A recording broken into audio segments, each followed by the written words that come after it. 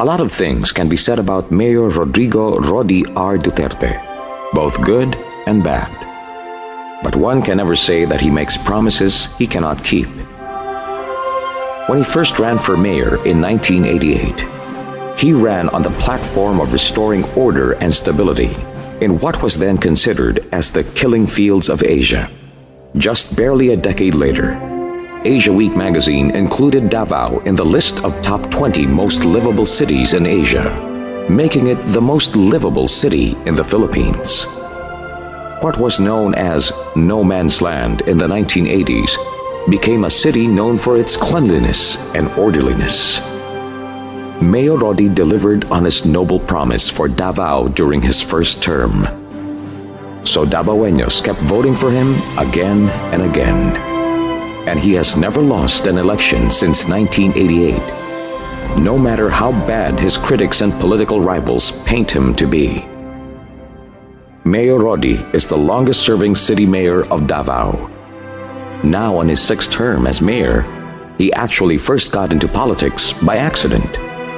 Son of the late Governor Vicente Duterte, the last governor of the still undivided Davao province, Mayor Rody was a reluctant politician who believed that becoming mayor, like the presidency of the republic, has a lot to do with destiny.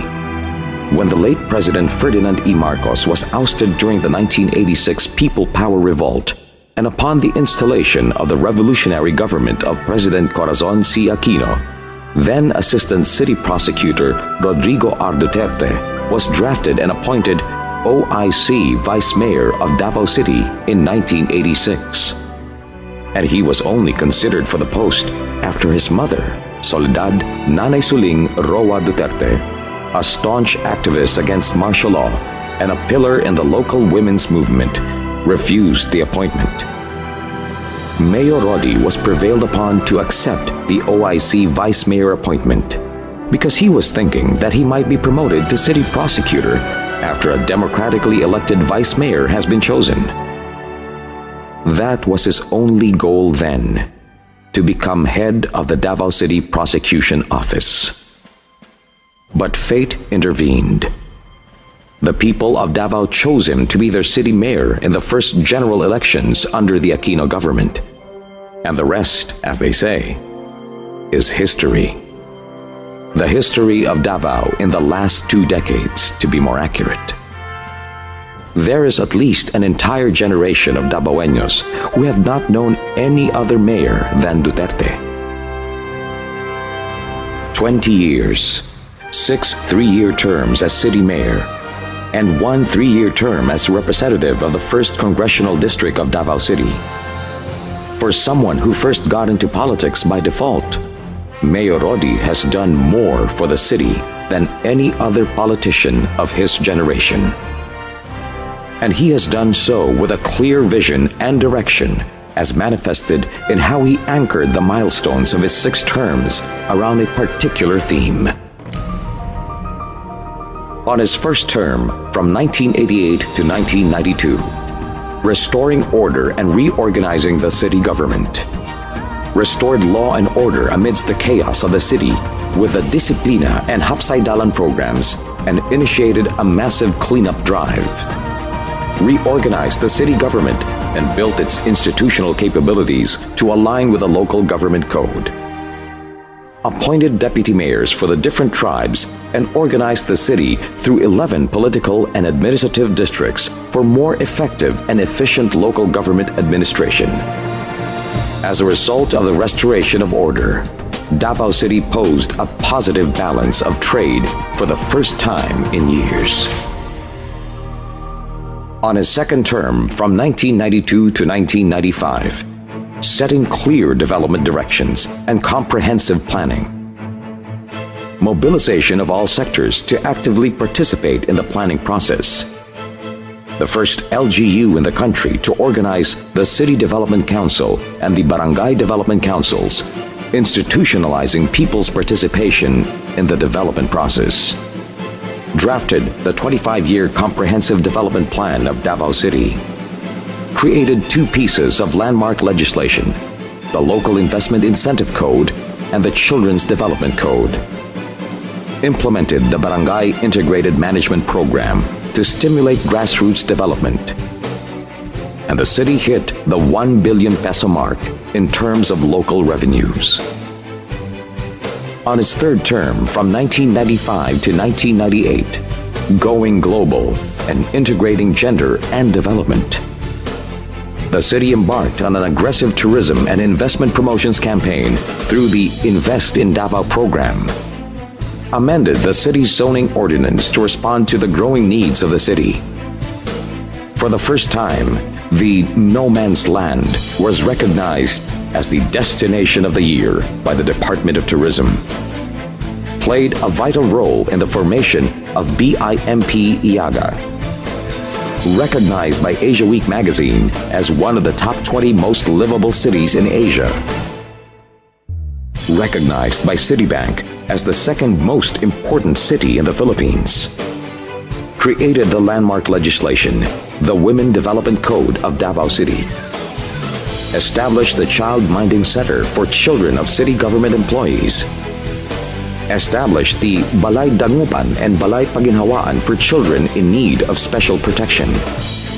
On his fourth term from 2001 to 2004, suppressing crime and taking care of the poor and the environment, established the 911 emergency response system for the city, the third of its kind in the world and the first and only one in Asia, equipped the Davao City Police Office with brand new equipment, vehicles, patrol cars, purchased state-of-the-art ambulances and emergency rescue units. For the first time, because of LGU support, the Davao City Police Office was recognized as the best police office in the Philippines and has consistently won this award ever since. Established the Davao City Treatment and Rehabilitation of Drug Dependents, a resort-like community for drug dependents in the city. Created the Lingap para sa Mahirap program to subsidize healthcare needs of poor constituents. Launched the Urban Land Reform Program to assist qualified informal settlers in relocating or acquiring their own house and lot. Drafted the Local Development Plan for Children and launched the Children's Congress. Created the landmark legislation, the Comprehensive Anti-Smoking Ordinance of Davao City. Implemented the Solid Waste Management Program. Adopted the latest information technology system in local governance. Launched the City of Character Advocacy campaign, starting with professionalizing the local government service. On his fifth term, from 2004 to 2007, investing in Davao youth and stopping violence against women and children. Launched the Recognizing Outstanding Davao Youth Project, or Rody project. For the first time, Davao City got not just one, but two Galing Pook Awards for its gender and development program. Established the Siglakan Women's Crisis Center, a one-stop shop and halfway home for women victims of violence and their children, the first of its kind in the country. Created the Office of the Special Counsel for Violence Against Women to attend to all legal needs of women victims of violence and the prosecution of their cases. Established the Madrasa Development Program for the city's Muslim youth. Established the Davao City Chinatown and created the Davao City Chinatown Development Council. Purchased new garbage bins and new equipment for its solid waste management program. Established the Ray of Hope Village in Maa City Jail for women detainees, the first of its kind in the country. On his sixth term, from 2007 to 2010, building new infrastructure and nourishing the city's soul. Implemented the adaptive traffic control system in the city's major intersections. Started the urban drainage and flood control system. Intensified watershed rehabilitation and coastal resource management. Built more farm-to-market roads and alternative road system network. Established Damlag Home for Boys as a response to problems arising in the juvenile justice law. Developed the old PTA grounds into a new city landmark, the People's Park. Established the Museo Davaoeño. Launched the Davao program to establish Davao City as the culture capital of the Philippines. launched the Scholarship for Tertiary Education Program, or STEP, implemented the Mobile Early Childhood Care and Development Units in the barangays, a mobile preschool and daycare, launched the Magnegosyo Taday and Magnegosyo Tabay, social entrepreneurship programs to address poverty and stimulate the grassroots economy. Clearly, the Duterte administration is not all about order and security. It is not just an end in itself, but a means to a greater goal: restoring order and securing the law-abiding citizens and visitors of Davao were the prerequisites for the city's growth and development. When the people are safe and secure, they are able to realize their potentials and fulfill their promise. More than being the Punisher, as Time magazine called Mayor Rody, he is also the generous provider who mobilizes Davao's resources to take care of the poor, the sick, and the hungry. Whether they are residents of the city or not, whether they voted for him or campaigned against him, he is the just leader who fights for the defenseless, the helpless, and the hopeless. He encourages open dialogue among his multicultural constituents and promotes diversity. He values honesty and truth and protects every person's right to express his or her opinion, even if it disagrees with his own. He is also the great problem solver, as he personally listens and attends to all his constituents' problems, from the most mundane to the most complex of issues. The people of Davao are spoiled that way. They really believe that everything can be given by Mayor Rody, and all their problems will be solved by him instantly, which would sometimes make the mayor sigh and say, "I am not God. I cannot do everything." Indeed, Mayor Rody Duterte is not God.